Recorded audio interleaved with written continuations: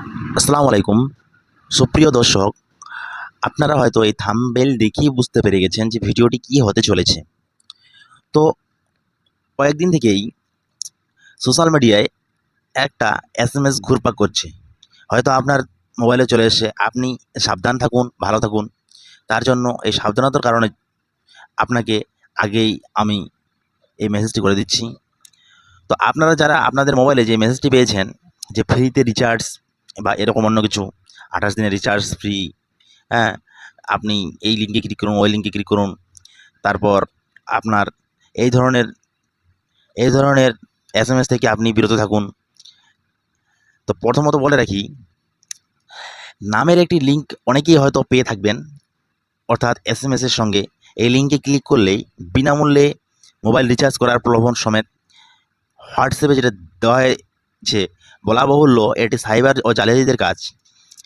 Cyber জালিয়াতিদের এই কাজ বিশাল ঝুঁকিপূর্ণ কাজ।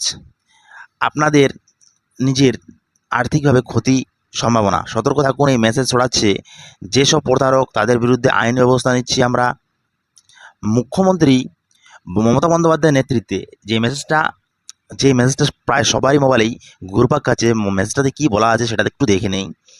মেসেজটাতে বলা আছে, মুখ্যমন্ত্রী মমতা বন্দ্যোপাধ্যায়ের নেতৃত্বে সমস্ত পশ্চিমবঙ্গ ব্যবহারকারীদের জন্য 239 এর রিচার্জ 28 দিনের রিচার্জটি ফ্রি এর জন্য অপেক্ষা করছে।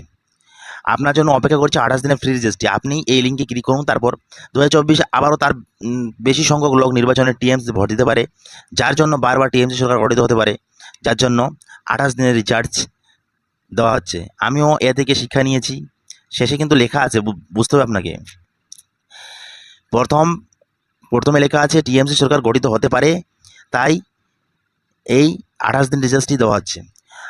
আমিও এ থেকে শিক্ষা নিয়েছি, মানে শেষে দেওয়া আছে যে আমিও এ থেকে শিক্ষা নিয়েছি যে 28 দিনের রিচার্জ হয়ে গেছে। আপনিও এখনও নিচের লিঙ্কে ক্লিক করে এটি করতে পারেন। 28 দিনের ফ্রি রিচার্জ গ্রহণ করুন। Last date 29 October 2024। এও বলা হয়েছে লাস্ট ডেট 29 অক্টোবর 2024। এই 29 অক্টোবর 2024 আমরা সবাই দেখেছি, কিন্তু ভাবছি যে 29 অক্টোবর 2024 এর মধ্যে আপনাদের এই রিচার্জের কথা বলা হয়েছে। কিন্তু আপনারা কি এই রিচার্জ পাবেন সত্যি?